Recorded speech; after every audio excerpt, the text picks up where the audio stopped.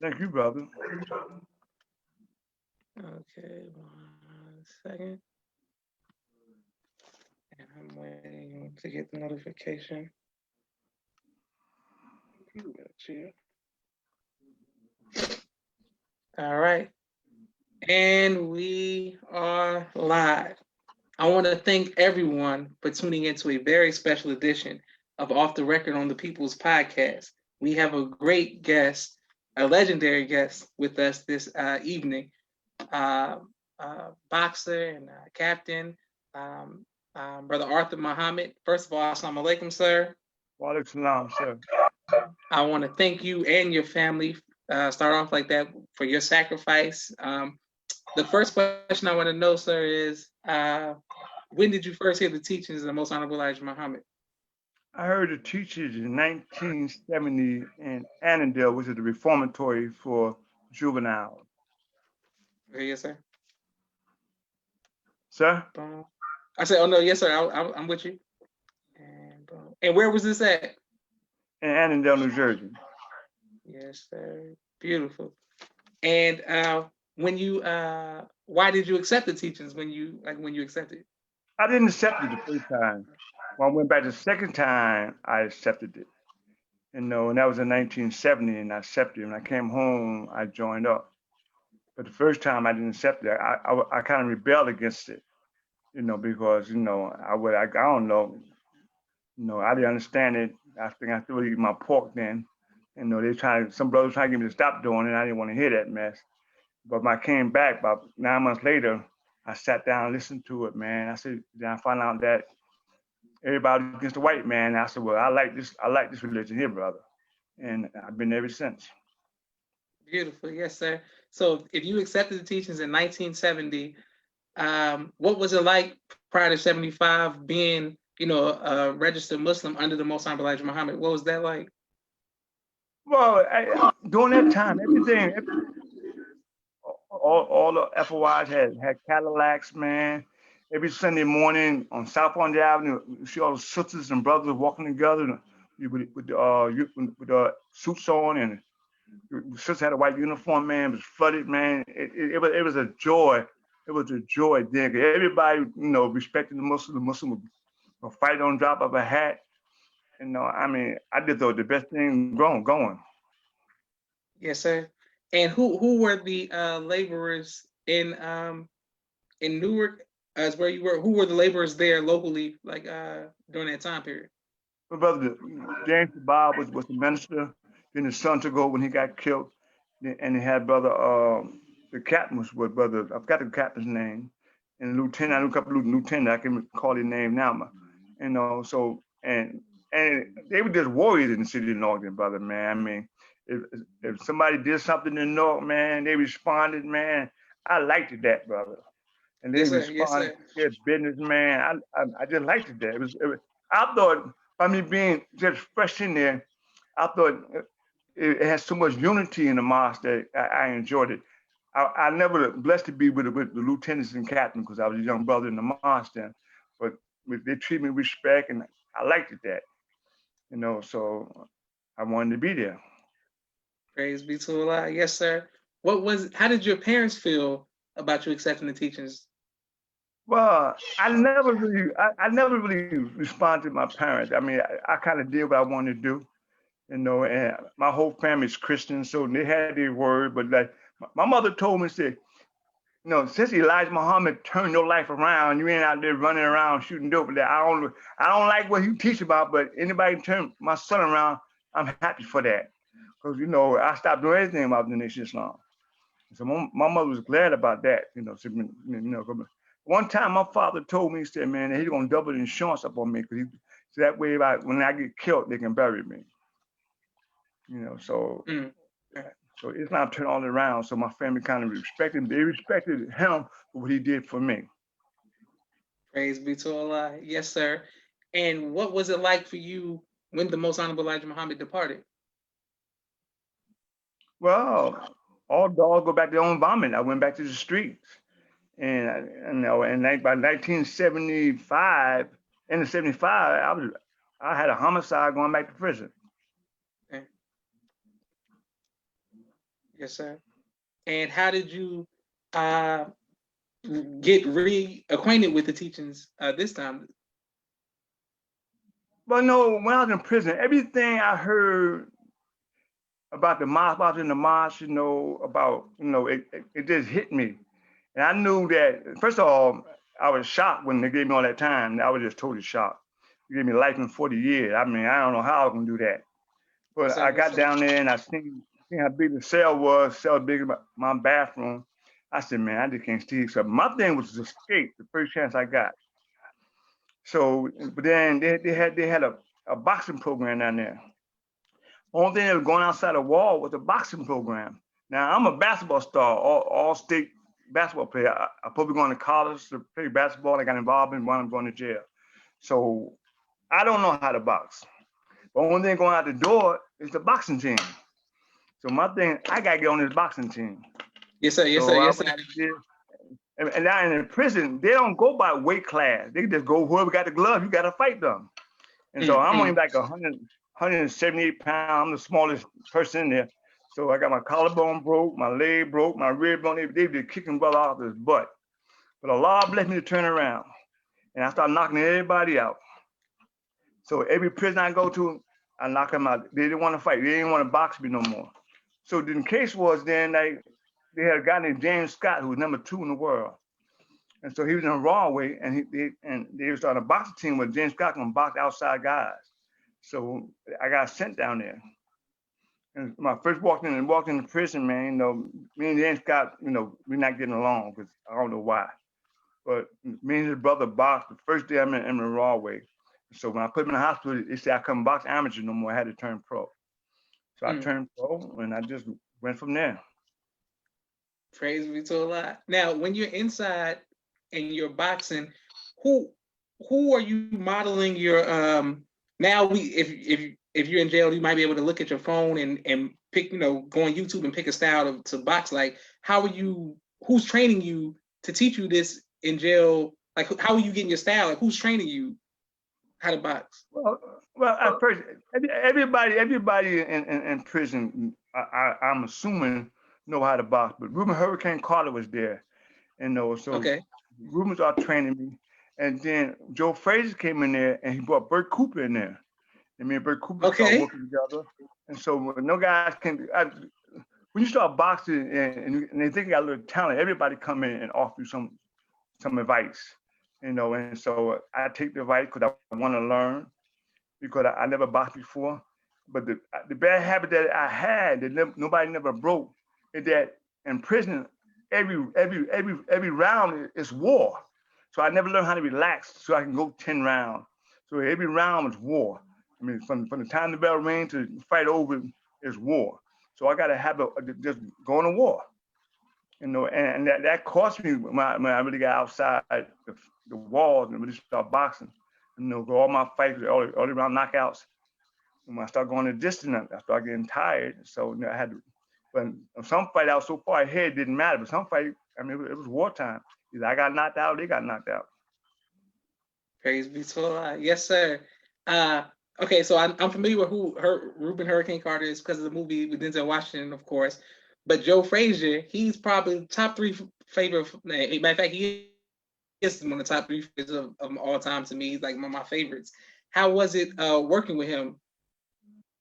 Well, Joe Frazier brought Bert Cooper in. I mean, Bert Cooper just started. And Joe Frazier's thing is just go to war. Go to war. I mean, I don't think just go to bell ring, just go to war. And me and Bert Cooper went to war. I mean, just went to war. Everybody in the whole prison in the gym, we going to war. I didn't know who Bert Cooper was at that moment. I found out as I came home and turned pro, but I didn't know about Bert Cooper. We was going at it, brother. And Joe Frazier said, man, this guy here can fight a little bit. And then Larry Hazard came in and refereed my first fight. And then people started coming in to see me and talking about me. And I didn't know they was talking about me. I just kept doing what I was doing. But I knew James Scott was #2 in the world, and he wasn't going nowhere, so I knew I wasn't going nowhere. At least I thought I wasn't going nowhere. Yes, But sir. eventually it happened. Beautiful. Now, how do you go? What is the law, or what was the words that they said to get you off from 40 years a life sentence of 40 years to being a free man? How did that come about? Well, first of all, there were four of us involved in this crime. And one of the guys only got 40 years, and I wound up getting life in 40 years. And with the other guys, so they're saying, how did Mr. Tucker get that? And the same thing the other guy did, he did. So they form a free Art Tucker committee. And some white folks, some people got together, man, came down to prison to see me, said they're gonna go to the governor and try to get me a clemency. Of course, I don't believe that, but I don't say nothing. Because my mind, James Scott is #2 in the world. And he ain't going nowhere. So what made me think that I am? And I ain't had no fights at all. Yes, sir. But they came. So then I had 2 fights in Rawway State Prison, and everybody came down there. They was talking about me. And then they sat down and said, look, we're going to see Governor Kane, who's a Republican, and we're going to see if we can get you out of there. I said, okay. And sure enough, 90 days, I got a letter from the governor say that they're giving me clemency and they convert my time from life in 40 years to 40 years. And I went immediately up for parole. And of course, I didn't believe it because when I walked out the door, I thought they're going to call me back and start laughing. So you ain't going nowhere. But I went. I went outside, here, all the limousines and the cars and newspaper, everybody waiting on me. But I didn't see me as being what everybody else see me as. I've never seen that. Praise be to Allah that you were able to come out. What advice would you give to young brothers now, young men who are battling with going to prison or going to jail, thinking that it's cool? What advice would you give them to, try to keep them free? Well, the same thing, like, out of part the scared straight and wrong way. And I just put people aside and tell them, look, I say, one day about prison, your mother died or your father died, you can't go to the funeral. So don't say you love your mother and father and you can't attend their funeral. And the same God that you follow, look over there, they over there now, and they ain't bad behind the wall. Ain't nobody bad behind the wall. So the obvious man, you don't have no education, and the same white man you say that you don't like got advantage you. I mean, he's gonna beat you up, and you slap a drug, you're gonna lose your mind, all because you want to be cool. Prison is not cool for nobody. You can't show me not one cool drug dealer, one cool murder, one cool armed robbery. You can't show nobody me in prison that's cool because ain't nobody cool in prison. Now, if you want to be cool, go to school, get education, and then this system where we should fight this system by being and go back to the project where we came from and wake our children. Because every hero in the project is a drug dealer, armed robbery. So what can our kid look forward to? And everybody in the project is chasing that dollar. Ain't nobody going to school. And nobody once you get education, they leave the ghettos, they leave the projects, don't come back. So who do our kids look up to? And that's the main thing we got to do. I tell people, man, like I work for a North Housing Authority. And when I go to people's houses, man, I see people with their matches on milk crate. I see roaches running around there, man. In fact, I said, man, knock on their door and go in the house, see what they need. Our people need a lot. So you got to tell the young kids, man, your mother and father and sister depends on you. And being in jail, then if somebody rape your sister, how you going to defend it? Somebody kill your mother, how you going to defend it? And you in here. So you got to let them know the reality, man. They need you out there. I don't care if you're making $10 an hour. That $10 can help your mother. Because some people in the projects ain't getting nothing. They don't pay no rent. They ain't got no money coming in. We are catching hell with our people. So trying to be crazy about stuff, don't go to the door and help raise them up. Our people that's in the ghettos and don't have nothing, man. We are suffering. Yes, sir. And you got to care about them. You really do. You got to care about them. So the thing is, man, and I tell young guys, man, you got to learn to respect your mother. If you don't respect her, nobody else is. If you don't respect your sister, nobody don't respect your sister. So we got a job to do. And if you talk to a young brother, man, especially if you got a reputation of being somebody in the prison, if you got a reputation, they listen. See, they don't listen to no punk, man, but they listen to somebody they know can fight. They listen to you. I go in the project, they listen to you. If they don't know me, their father, their mother know me. And you just got to talk to them. Be real with them. Because like everything that Mr. Farrakhan taught us, man, we got to tell our people is catching hell. to live at. You know, and help is not coming. So I tell guys, man, and I try to tell them, prepare your family for what's coming down. What's coming down, Mr. Tucker? And I explain to them, man, look, see, right now, if anybody trying to feed y'all, clothe y'all, and trying to help y'all pay your rent, we in trouble. Because they're going to start kicking it out the projects, the way where we're going to go. Penn Station full of our people in Penn Station. What are we doing about that? So you got to get an audience and you got to talk to them and get the counsel people, man, to work with them. So and my thing is that somebody helped me out of prison. So if Allah allow me, I'm gonna spend my whole life helping somebody else. And that's what you got to do. Yes, You sir. know, I mean, because God, He's been good to me. I mean, and I tell everybody, man, the God that I serve works. He works. I'm a prime example of people work. Everybody that I hung with is either dead or still in prison. They've been there for years. But the God I serve, He works and He pays you well. If you put the clock with God, He pays you well. And I tell Yes, people, sir. man, you know, you just got to believe because ain't nothing that you can't do in God's name. Nothing you can't do if it's right in God's name. And I tell people, man, you got to do that. I mean, I try to be an example to people I see. Everybody come from prison, look for me. I try to give a job, try to find my apartment. I try to help them because someone helped me. I would be in prison today if they didn't help me. Life in 40 years is a long time. Yes, sir. So I make sure that I help them. And I learned that, and people say, man, why you lend? I said, I lend them money. They don't pay me back. God paid me. God paid you back 10 times. That's the true statement. If you do things in the name of God, Allah will pay you back. You know, and so I tell people, man, don't worry about it. You need it more than I need it. Beautiful. You know, and and that's like, I mean, and I'm learning this here as old I get. You know, I've been in the nation 50 years. 50 years. That's a long time. You Yes, know, sir. so I Yes, mean, sir. everything a Muslim can do, I think I done good, bad, and indifferent. But now I know, man, that the God I serve is real. I owe the very air I breathe belong to Him. So I got to find a way to pay Him. So everybody that I pass, I remember when, you know, the first they just tell me, say, if you pass a bum in the street, that can be an angel testing you to see if you are what you say you are. So I Yes, try sir. to Yes, help sir. everybody, but I don't care. I mean, I give them $1, and they can buy drugs. They want to buy drugs. I don't care. I gave from my heart to help them out.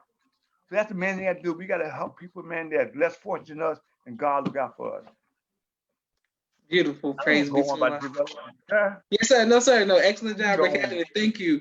And thank your family for their sacrifice as well. Brother Daniel sends the greetings, and it says Philadelphia fighters are like that. They go to war all the time. Praise be to Allah. Thank you very much for watching, everybody. My sister Naima sends the greetings, and Brother Kevin says, beautiful story, Brother Captain. He appreciates you for this. My next question for you, sir, is what was it like for you meeting the Most Honorable Minister Louis Farrakhan for the first time? Well, I met him in 71 and 72. Graduated from March 25 over New York, March number 7, and Yes, here sir. Yes, sir. So I was blessed to really see him in the early stages of his mission now. You know, and he was the same way then that he is now.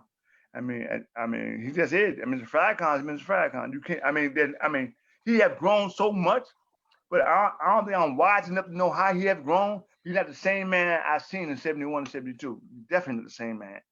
You know, so but like now, I met him. I mean, he could teach then, and everybody like Mr. Farrakhan teach. He just took the word and did something with the word, and I liked it. I loved it. You know, and so I met him over in New York. You know, I seen him, you know, a couple of times teach over there. You know, he's not the same guy that I met when I came home from prison, though, that's for sure. Yes, sir. Okay, so can we fast forward? Most Honorable Elijah Muhammad departs. You are in prison. You come out of prison. How do you get back into the nation for the last time? Like in the 80s, like late 70s, 80s. How do you come back? Well, when I came home, when I was in prison, I heard that Minister Leonard had started a mosque in Norfolk, Jersey. And of course, I was skeptical because all the Sunni Muslims was come out there and they had white people and with the Sunni Muslim teaching that everything that I was taught to be against, they was doing it. And so I was skeptical because I didn't know who was running Nation Islam. So Yes, sir. I seen Cartier coming in a couple of prison. I seen him. He watched me. I spoke to him, but I never got deeply involved. And so then when I came home, I waited about maybe a year and looked around, see what's going on. Then I came to the mosque, and I've been there ever since. But I Praise make be to sure Allah. that I will make sure that it was what it was. I didn't want to come there and get caught up in doing something I never been doing. So Yes, sir. that was the difference. That was the difference. So and then when I got there, and I've been there ever since. Okay, excellent. My next question is, ha- because you were so fearless, fighting, been in and out of prison since you were younger, has there ever been a time where where you were made afraid and you had to overcome that fear?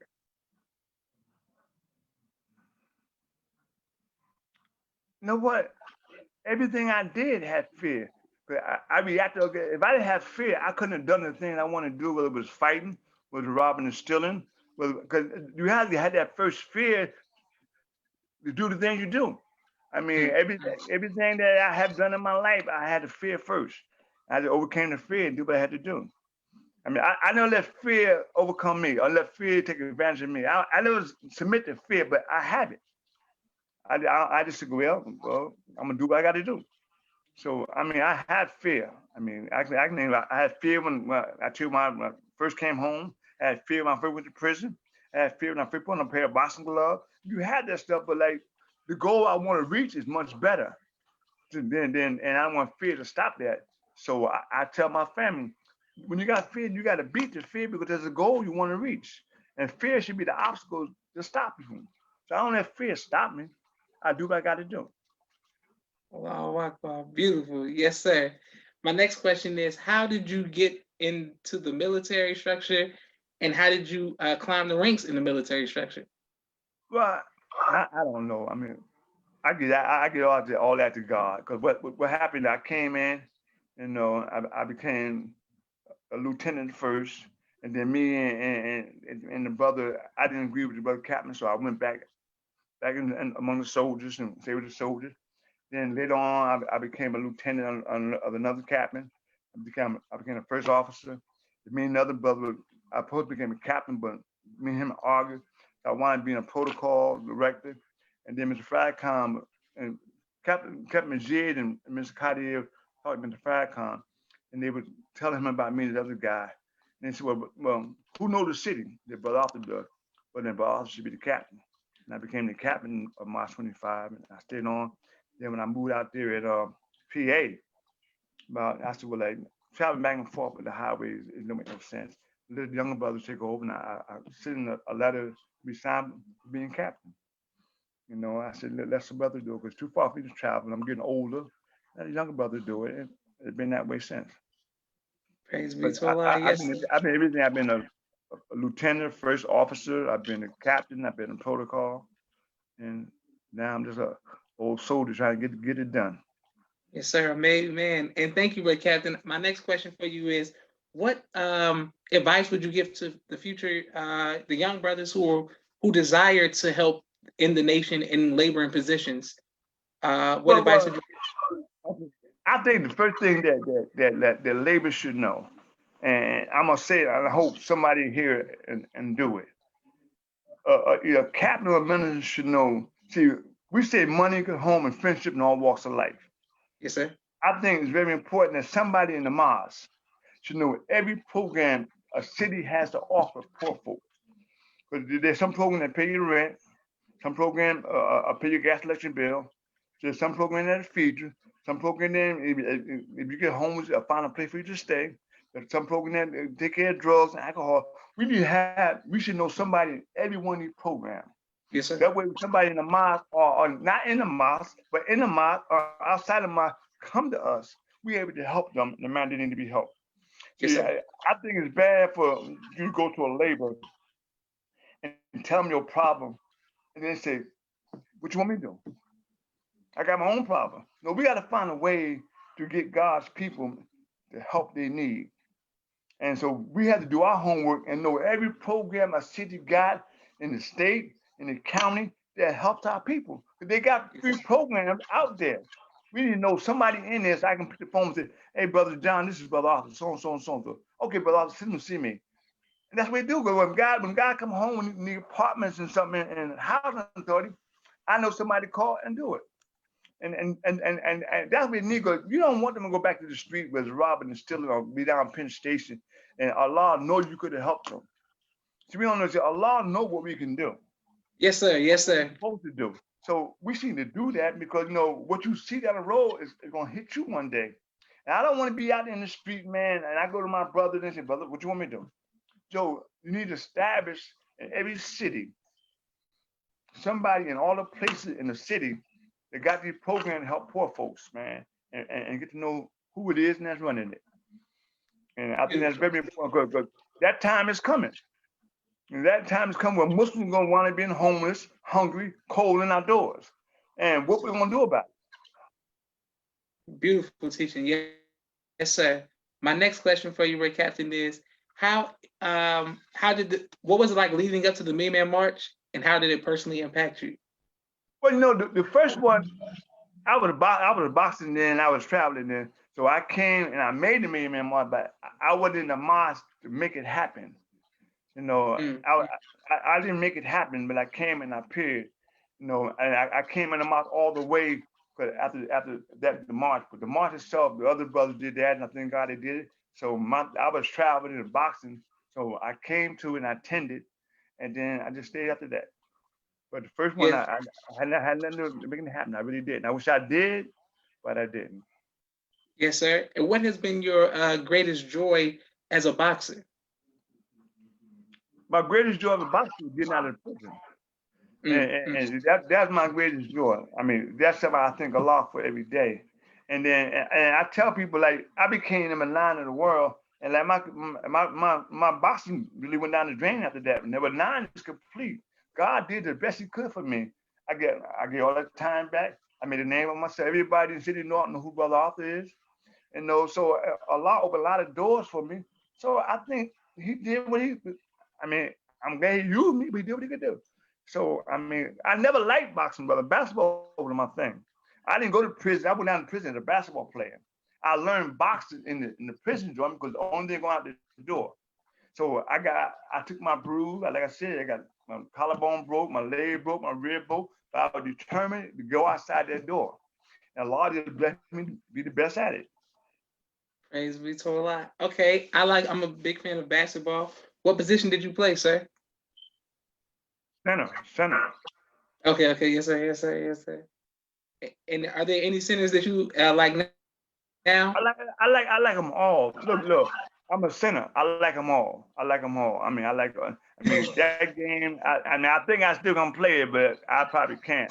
That's a game that I love. I tell you, I went to prison as a basketball player, came back a world class boxer. So that's a story in my life.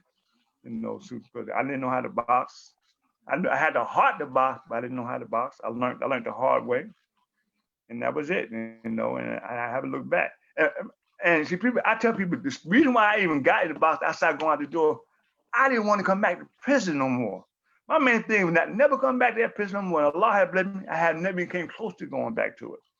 So I think Mr. Farrakhan for that because it's His word and what He had taught me. I remember when my mother said, man, some people, man, I don't know what they done to you, but they'll turn your life around, and I appreciate that. So now, I'm happy. I'm all right. Islam is the best thing that could have ever happened to me. I'm alive. And I don't look raggedy and shot down and on the street with a cup. All because the God that I serve looking out for me. Praise be to Allah. Yes, sir, Rick. What advice would you give to future husbands? Well, the first thing, I think we got to learn the value of the woman.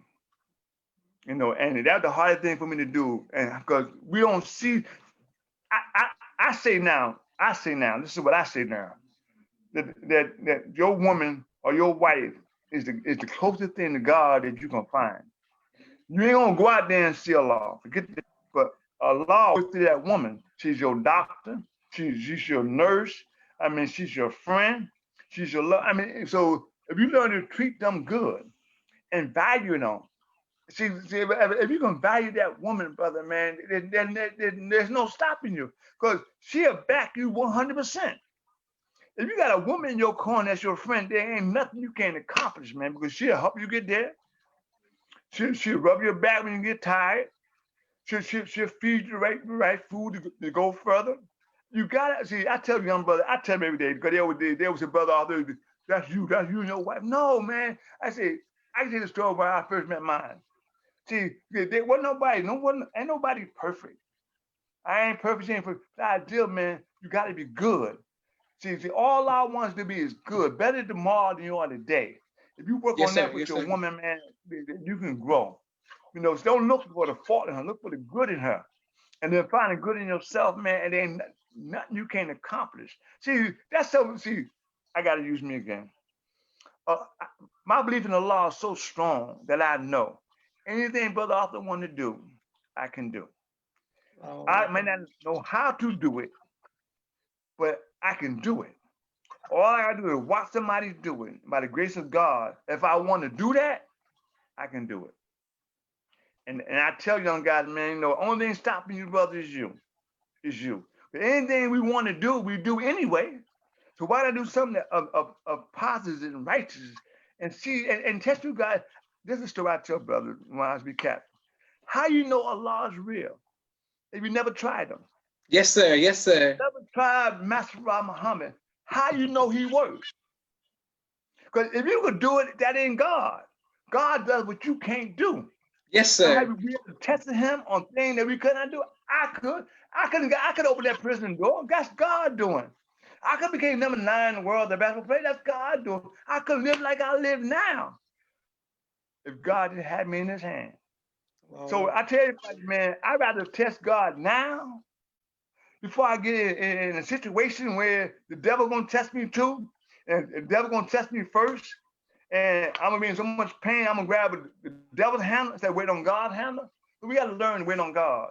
And I tell brothers, man, if you ain't been in a situation with these white folks and let these white folks whoop your butt and know how they are, they're not our friends.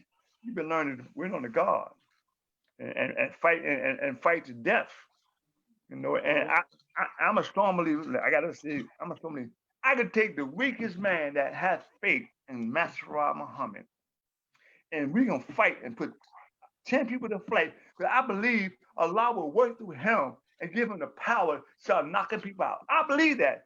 Yes, You know, sir. I'm gonna die like that. So I'm on the line. I'm gonna fight. I don't care what it is. I'm gonna fight. I believe I put 10 people to flight. I just believe that. If it's a lie, then I'm gonna die believing a lie, but I'm gonna go out fighting like that. And I tell people, you gotta go ahead and fight. What you got to live for? I got daughters, man, and I can't picture these white folks doing things to my daughter, and I'm alive. I just can't. So I'm ready, man. Look. I don't want to die like nobody else want to die. I don't want to live a coward, nigga. I refuse to live a coward. I refuse. I don't. This is why you call. Beautiful. Yes, sir. And thank you, Brother. Yes, sir. Brother Daniel said that's a shining example of you for your parents. Sister Joy says, "I'm letting them go ahead." Brother Daniel says, "Yes, sir, brother. Your wife is always in your corner when you're up and down." And Sister Toya Tucker Muhammad says, "Because the fruit are the best." And Brother Daniel says, "Teach, brother."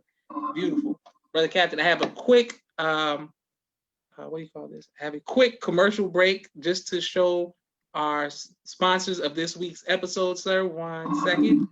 Thank you very much. I want to thank all of the sponsors of the People's Podcast this week. 1 second. Boom, boom. Yes, boom. Okay, I want to thank all of the sponsors of the People's Podcast this week. Very quickly, 1 second. Thank you. If you would like to be a sponsor, please.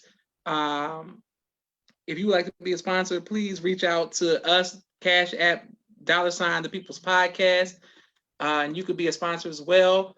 Street Premiere Video Media Production.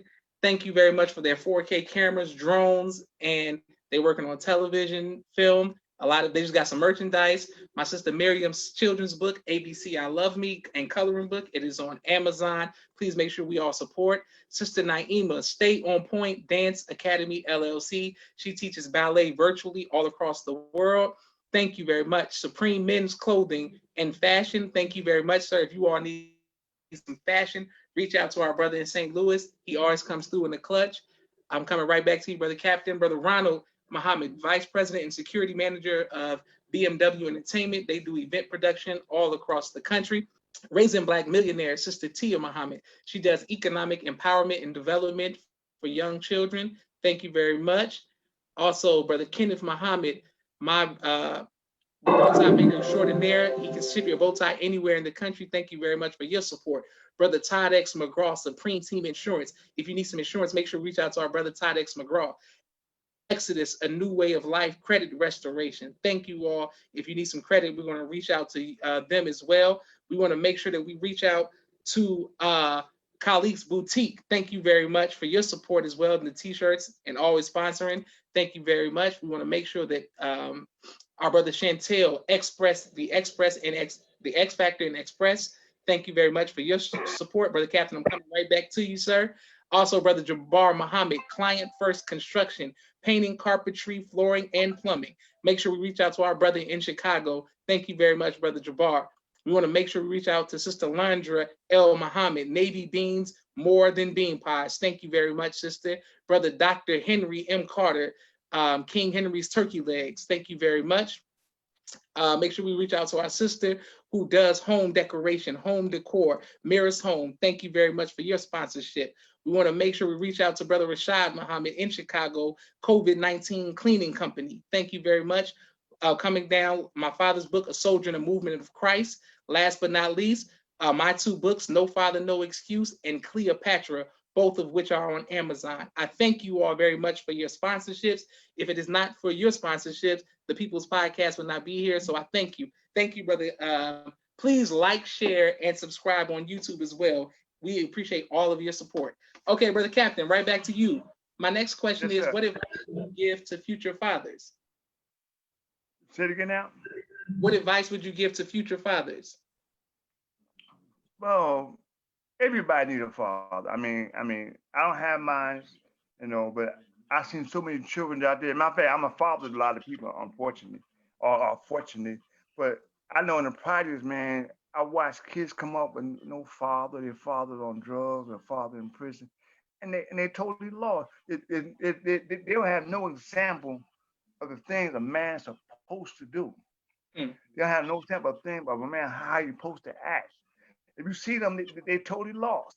And our job as Muslims, our job as those who follow the Most Honourable Farrakhan, our job is not to go there and look at the mama, but go and look at what we can do for the children. We should start programs for the children at a young age. Get them at a young age, because the drug dealers and the gang members get them at a young age. Yes, sir. And we gotta find some of these programs that ran for so long, and the people, the program getting older. I ran a woman in charge of IYO. She died with somebody young to take her. She's 85 years of age. She died with somebody young to help take her program that she deal with kids. Man, I've been taught Islam come after everything else done fail. Yes, sir. Everything else fails now. So we gotta get our foot in these doors and help our children. And because we got the best method to wake a young black man up.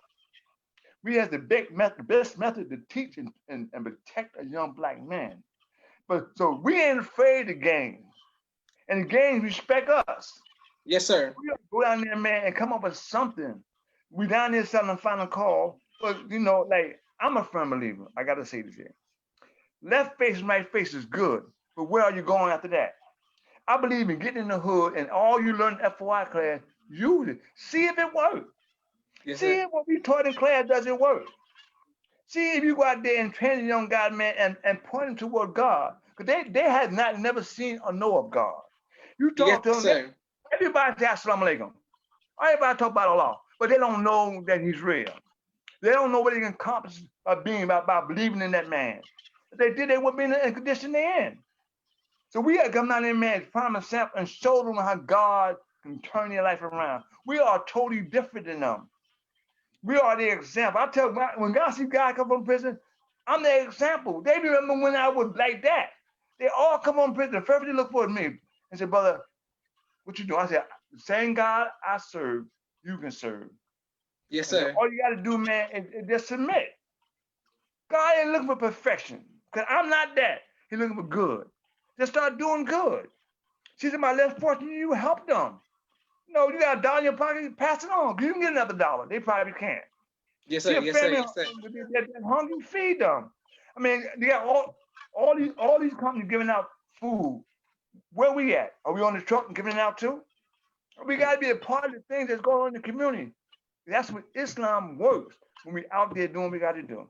And I'm not saying it's not. So don't nobody on this webcast channel. I'm just saying we can do more. We need to do more. We need to be more. Islam come after everything that's done failed. You can't find nothing in this country that's working now. Nothing. Beautiful. Praise be to Allah. What do you do for fun, sir? But what? For fun. You know where my joy comes from? Doing what somebody say I can't do.